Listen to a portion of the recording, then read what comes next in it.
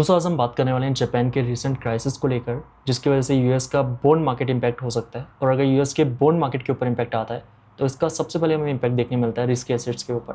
तो आज इस वीडियो के अंदर हम बात करने वाले हैं डिटेल के अंदर कि जापान के अंदर अभी हमें क्या क्राइसिस देखने मिल रहा है। उसके पहले अगर हम यहाँ पर जापान के डेट टू जीडीपी रेशो की बात करें, जो कि हमें दिखाता है कि जापान के ऊपर जीडीपी के अगेंस्ट के अंदर कितना डेट है। जिस तरह वीडियो में रिकॉर्ड कर रहा हूँ, जापान का डेट टू जीडीपी रेशो चल रहा है 251% कह रहा हूँ। वहीं अगर हम यूएसए की बात करते हैं, यूएसए का डेट टू जीडीपी रेशो चल रहा है 114% से 123% के बीच में। अब यहाँ पर हम क्या देख रहे हैं कि जापान का debt to GDP ratio USA के डेट टू जीडीपी रेशो से भी ज़्यादा है। दोस्तों यहाँ पर जो डेट टू जीडीपी रेशो की बात करते हैं तो आप इसे कुछ इस प्रकार समझने की कोशिश करें। लेट्स से आपके पास यहाँ पर जो आपकी अर्निंग है या आपकी जो इनकम है वो है $100 की, और $100 की इनकम के साथ ही में आपके ऊपर जो डेट है, जो आपके ऊपर कर्जा है, वो है $150 कह रहा हूँ। तो इस सिचुएशन के अंदर अगर हम डेट टू जीडीपी रेशियो निकालने चलते हैं तो ये रेशियो निकल कर आता है 150% कह रहा हूँ। सिमिलरली अगर आपकी इनकम $100 पे है और आपके ऊपर जो कर्जा वो है $250 कह रहा हूँ, तो यहाँ पर अगर हम रेशियो निकालने चले तो ये निकल कर आता है 250% कह रहा हूँ। इसी प्रकार से किसी भी कंट्री के अंदर एक फाइनेंशियल ईयर के अंदर कितना प्रोडक्शन हुआ और उस कंट्री के ऊपर कितना डेट है, उसे यहाँ पर हम देखते हैं डेट टू जीडीपी रेशियो के अंदर। और जापान का debt to GDP ratio US से भी ज़्यादा इसलिए है क्योंकि जापान के अंदर ओल्डेस्ट पॉपुलेशन सबसे ज़्यादा है, वहाँ पर यंग पॉपुलेशन इतना नहीं है। और ये हम जापान की जीडीपी के अंदर भी देख सकते हैं। अभी के टाइम पर जापान की जीडीपी है $4 ट्रिलियन के ऊपर। और अगर हम यहाँ पर चार्ट में देखते हैं तो यहाँ पर हम क्या देख रहे हैं, 2025 के अंदर जितना जीडीपी जापान का है इतना ही जीडीपी अगर हम पास्ट में जाते हैं तो 1992 के अंदर जापान का जीडीपी रहता है $3.98 ट्रिलियन के ऊपर, जितना अभी हम 2025 के अंदर देख रहे हैं। वही अगर हम कंपैरिजन के लिए इंडिया की बात करते हैं, 1992 के अंदर जहां पर इंडिया का जीडीपी था $288 बिलियन के ऊपर, जो कि अभी के टाइम पर आ चुका है 3.9 ट्रिलियन के ऊपर। अगर आप जापान का चार्ट देखते हैं जीडीपी का, तो आप देखेंगे कि जापान एक ही रेंज के अंदर यहाँ पर चल रहा है लास्ट 30 ईयर से। लास्ट 30 ईयर से जापान के जीडीपी के अंदर हमें इंक्रीमेंट देखने नहीं मिला है। लास्ट अगर हम 1 वीक की बात करते हैं, जिस टाइम पर हमें फेडरल रिजर्व की तरफ से रेट कट की अनाउंसमेंट देखने मिली है, सेम टाइम पर यहाँ पर हम देखते हैं कि जापान का अगर हम स्टॉक मार्केट देखें, स्टॉक मार्केट के अंदर निकी को देखते हैं। निकी बेसिकली यहाँ पर ये वो इंडेक्स है जो कि हमें 225 टॉप स्टॉक्स को दिखाता है। जैसे हम यूएस के स्टॉक मार्केट को देखते हैं S&P 500 के अंदर, जो कि हमें यूएस के टॉप 500 स्टॉक्स को दिखाता है। सिमिलरली यहाँ पर जापान के लिए हम निकी इंडेक्स को देखते हैं जापान के स्टॉक मार्केट को ट्रैक करने के लिए। एंड यहाँ पर हम क्या देख रहे हैं, 18 सितंबर जिस टाइम पर फेडरल रिजर्व की तरफ से हमें रेट कट देखने मिला, इस टाइम के बाद यहाँ पर जापानीज मार्केट जो कि 3% से फॉल कर चुका है। एंड इसी दिन यहाँ पर जापान का इंटरेस्ट रेट का भी हमें डिसीजन देखने मिला था, जहाँ पर इंटरेस्ट रेट के अंदर यहाँ पर पोज रखा गया था। लेकिन दोस्तों यहाँ पर हमें क्रैश देखने क्यों मिला, अगर हम यहाँ पर निकी इंडेक्स में देखें तो ये 3% का क्रैश हमें उस टाइम पर देखने मिला है जिस टाइम पर जापान की 10 ईयर्स बॉन्ड को अगर हम देखते हैं जो कि अपने न्यू हाइस के ऊपर आ चुके हैं। आपको याद होगा लास्ट ईयर अगस्त के अंदर जब जापान के अंदर इंटरेस्ट रेट हाइक किया गया था, जिस टाइम पर मार्केट एंटिसिपेट कर रहा था 0.10% कह रहा हूँ, 10 बेसिस पॉइंट कह रहा हूँ, लेकिन वहीं पर जापान में 25 बीपीएस का यहाँ पर रेट हाइक किया गया था। फाइनेंशियल मार्केट्स क्रैश हुए थे। और अभी के टाइम पर हम क्या देख रहे हैं कि लास्ट ईयर से 0.8% के ऊपर जहाँ पर बॉन्ड के ऊपर यील्ड मिल रही होती है, वो भी के टाइम पर आ चुके हैं 1.64% के ऊपर। तो 10 ईयर ट्रेजरी बॉन्ड जिसके ऊपर मिलने वाला यील्ड लास्ट 1 ईयर के अंदर ऑलमोस्ट 2x हो चुका है। लास्ट ईयर यहाँ पर गवर्नमेंट को अपनी डेट को पे करने के लिए जो इंटरेस्ट रेट देना पड़ रहा था वो था 0.80%, जो कि अभी के टाइम पर आ चुका है 1.64% कह रहा हूँ। अक्सर इन्वेस्टर्स कंफ्यूज रहते हैं इंटरेस्ट रेट के बीच में, तो हमेशा ध्यान रखें जब भी हम किसी भी कंट्री के 10 ईयर ट्रेजरी बॉन्ड के ऊपर मिलने वाली यील्ड की बात करें, 30 ईयर्स बॉन्ड्स के ऊपर मिलने वाली यील्ड की बात करें, तो ये है लॉन्ग टर्म इंटरेस्ट रेट जिनके ऊपर किसी भी कंट्री की गवर्नमेंट को अपनी डेट को पे करना पड़ता है। जैसे कि यहाँ पर हम देख रहे हैं लास्ट ईयर 0.80% के ऊपर जापानीज गवर्नमेंट को अपना डेट पे करना पड़ रहा था, लेकिन वही अभी के टाइम पर ऑलमोस्ट 2x हो चुका है। अगर हम 2024 के बाद देखें तो बॉन्ड मार्केट अपने न्यू हाइस के ऊपर आ चुका है। जैसे जैसे यहाँ पर बॉन्ड मार्केट अप्रिशिएट कर रहा है, वैसे वैसे निकी के अंदर देखा जा सकता है, निकी के अंदर हमें यहाँ पर सेल ऑफ देखने मिल रहा है। अगर आप लॉन्ग टाइम फ्रेम पर देखते हैं तो आप देखेंगे कि निकी अपने अप ट्रेंड के अंदर है। तो यहाँ पर हम इस करेक्शन की बात क्यों कर रहे हैं दोस्तों, यहाँ पर अभी के टाइम पर आप देख रहे होंगे कि 18 सितंबर के बाद से मार्केट के अंदर, जैसा कि मार्केट एंटिसिपेट कर रहा था कि रेट कट के बाद से मार्केट में पॉजिटिव मूव आएगा, तो मार्केट इतना स्लो हमें क्यों नजर आ रहे हैं।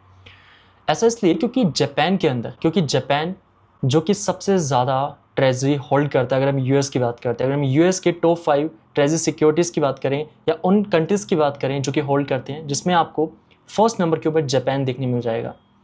जापान जिसके पास 1151 बिलियन के अराउंड यहाँ पर ट्रेजरीज है। जापान के बाद ये वो सभी कंट्रीज हैं जो कि आज के यूएस ट्रेजरी के अंदर इन्वेस्टेड है।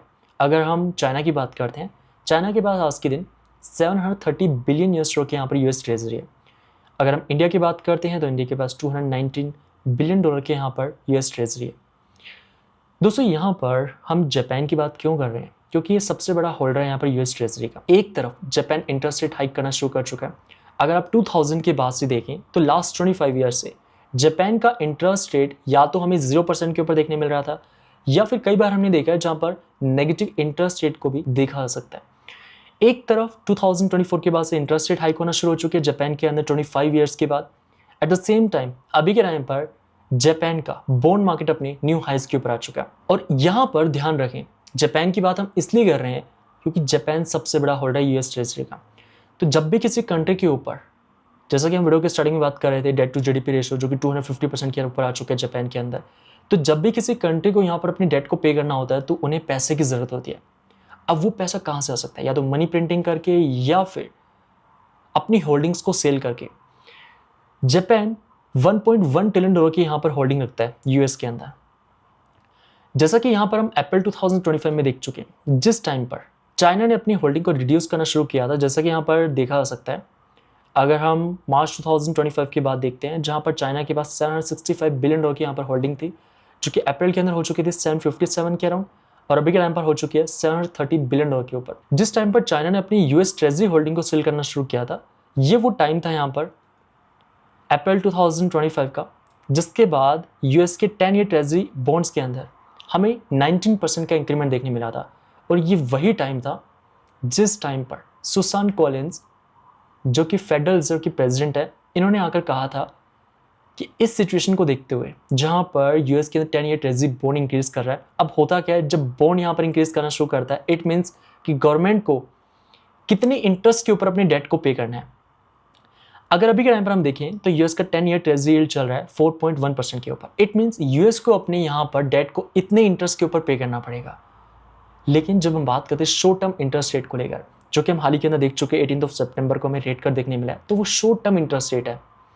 तो जब भी यहाँ पर लॉन्ग टर्म इंटरेस्ट रेट बढ़ना शुरू होता है तो इससे यहाँ पर फेडरल रिजर्व के ऊपर प्रेशर बनता है, उस कंट्री की गवर्नमेंट के ऊपर प्रेशर बनता है। अब यहाँ पर हमने देखा 19% जब हमें इंक्रीमेंट मिला, उस टाइम पर फेडरल रिजर्व के गवर्नर आकर कहते हैं कि यहाँ पर फेडरल रिजर्व अपने सभी टूल्स को यूज़ करने के लिए प्रिपेयर है। इवन इन्होंने यहाँ पर यह तक कह दिया था कि फेडरल यहाँ पर रेडी है फाइनेंशियल मार्केट्स को स्टेबलाइज करने के लिए। हालांकि उसके बाद हमें यील्ड के अंदर डिक्लाइन देखने मिला, जिसके बाद यहाँ पर देखा जा सकता है फेडरल रिजर्व की तरफ से किसी प्रकार का कोई टूल यूज़ नहीं किया गया। अब टूल्स यहाँ पर मतलब है कि फेडरल यहाँ पर क्वांटिटी ईजिंग शुरू कर सकता था जब मनी प्रिंटिंग की बात करते हैं। अब यहाँ पर आपको इस बात का ध्यान रखना है कि अगर जापान की तरफ से यहाँ पर ट्रेजरी को सेल किया जाता है तो इससे यूएस की 10 ईयर ट्रेजरी बॉन्ड हमें इंक्रीज करते नजर आएगी। ऐसा इसलिए अगर बॉन्ड्स को यहाँ पर सेल किया जाता है तो इससे बॉन्ड्स का प्राइस गिरता है, लेकिन बॉन्ड्स के ऊपर मिलने वाला जो परसेंटेज है, जो यील्ड है, वो इंक्रीज करना शुरू करता है। सिमिलरली जब यहाँ पर बॉन्ड्स को परचेज किया जाता है तो बॉन्ड्स के ऊपर मिलने वाला जो यहाँ पर रिटर्न है वो यहाँ पर गिरना शुरू करता है। तो आपको इस बात का ध्यान रखना है कि अभी के टाइम पर मार्केट के अंदर एंटिसिपेट किया जा रहा है कि आने वाले महीनों के अंदर जापान इंटरेस्ट रेट को हाइक करता रहेगा। और जापान के अंदर इंटरेस्ट रेट अगर हाइक होने की पॉसिबिलिटी रहेगी तो इससे यहाँ पर इस बात की पॉसिबिलिटी बन जाती है कि अपने डेट को पे करने के लिए जापान यहाँ पर यूएस ट्रेजरी को मार्केट के अंदर डंप कर सकता है, जिससे कि यहाँ पर यूएस के अंदर बॉन्ड मार्केट के अंदर हमें इंक्रीमेंट मिल सकता है। अगर हम यहाँ पर यील्ड की बात करते हैं, क्योंकि यील्ड का बढ़ना सही नहीं है मार्केट्स के लिए, अगर यील्ड बढ़ती है तो यहाँ पर इस बात की पॉसिबिलिटी बनती है कि फेडरल रिजर्व आकर यहाँ पर क्यूई की अनाउंसमेंट कर सकता है, क्योंकि किसी भी कंट्री गवर्नमेंट नहीं चाहती कि वो हायर इंटरेस्ट रेट के ऊपर डेट को री इशू करें। तो अगर डेट को री इशू करना है तो इंटरेस्ट रेट का कम होना ज़रूरी है। दोस्तों यहाँ पर अगर हम बिटकॉइन की बात करते हैं कि बिटकॉइन के अंदर हमें प्राइस में क्या इम्पैक्ट देखने मिला था, जिस टाइम पर अप्रैल 2025 के अंदर यहाँ पर हमें स्पाइक देखने मिला था यूएस ट्रेजरी के अंदर। इस टाइम पर अगर हम बिटकॉइन की प्राइस को लगाते हैं तो यहाँ पर हम क्या देख रहे हैं, जिस टाइम पर चाइना ने यूएस ट्रेजरी को सेल करना शुरू किया था वो यहाँ पर बिटकॉइन के लिए बॉटम का साइन था। ट्रेजरी यहाँ पर इंक्रीज करना शुरू करी और बिटकॉइन के प्राइस में भी यहाँ पर हमें इंक्रीमेंट देखने मिला। ऐसा इसलिए अगर यहाँ पर बॉन्ड मार्केट इंक्रीज करता है तो इससे फेडरल रिजर्व के ऊपर प्रेशर बनता है कि वो यहाँ पर बॉन्ड्स के ऊपर मिलने वाली जो यील्ड है इसे नीचे लेकर आए, और अगर यहाँ पर यील्ड को नीचे लेकर आना है तो उसके लिए फेडरल रिजर्व को बॉन्ड्स को खुद से परचेज करना होगा, और बॉन्ड्स को परचेज करने के लिए इन्हें पैसे की जरूरत है, और वो पैसा कहाँ से आएगा? मार्केट के अंदर प्रिंट करके, जिसे हम यहाँ पर क्वांटिटी ईजिंग बोलते हैं। तो यहाँ पर दोस्तों अभी के टाइम पर हमें क्या सिचुएशन देखने मिल रही है और इससे क्या यहाँ पर इम्पैक्ट आ सकता है उसको लेकर यहाँ पर हमने डिस्कस किया। बेशक यहाँ पर जापान ने जिस प्रकार से लास्ट ईयर मार्केट के अंदर शॉर्ट टाइम फ्रेम के लिए पैनिक ट्रिगर किया था, आप देखें तो यहाँ पर मार्केट के अंदर लास्ट ईयर के बाद सेकेंड टाइम हमें रेट हाइक देखने मिला था जन 2025 के अंदर। तो जापान के रेट हाइक करने के साथ ही में ये पॉसिबिलिटी बन जाती है कि जापान यहाँ पर यूएस ट्रेजरी को मार्केट के अंदर सेल कर सकता है। अब यहाँ पर जिन इन्वेस्टर्स को लगता है कि जापान यहाँ पर ट्रेजरी को सेल नहीं कर सकता, तो आपको इस बात का ध्यान रखना है। अगर हम 2024 अगस्त के बाद देखें तो आप देखेंगे कि 1.1 ट्रिलियन की यहाँ पर होल्डिंग रहती है जापान के पास, जो कि यहाँ पर आने वाले महीनों के अंदर जापान अपनी होल्डिंग को रिड्यूस करना शुरू करता है। एंड साथ ही में लास्ट कुछ महीने में हम क्या देख रहे हैं, जहाँ पर जापान की तरफ से यूएस ट्रेजरी के अंदर फिर से इन्वेस्टमेंट किया जा रहा है। लेकिन आपको इस बात का ध्यान रखना है, आने वाले वक्त के अंदर अगर कल को मार्केट के अंदर जापान की तरफ से फंड बनता है तो एटलीस्ट आपको पता रहे कि अभी के टाइम पर जापान के अंदर क्या सिचुएशन हमें देखने मिल रही है, इसका क्या मतलब है और इसका क्या इम्पैक्ट आ सकता है यूएस के बॉन्ड मार्केट के ऊपर, और कैसे यहाँ पर बॉन्ड मार्केट के अंदर इंक्रीमेंट से इसका इम्पैक्ट हमें मिल सकता है रिस्क एसेट्स के ऊपर। बाकी दोस्तों अगर आपको इस वीडियो से ज़्यादा से भी इन्फॉर्मेशन मिली है, लाइक का बटन दबाना मत भूलें, और वीडियो के अंदर जितने भी यहाँ पर हमने इंपॉर्टेंट स्टेट्स को लेकर डिस्कस किए सभी की अपडेट हम आपके साथ टेलीग्राम चैनल के ऊपर शेयर करते रहेंगे। बाकी चलिए रखते हैं आज के लिए इतना ही। मैं मिलता हूँ आपसे नेक्स्ट वीडियो में, तब तक के लिए जय हिंद, वंदे मातरम।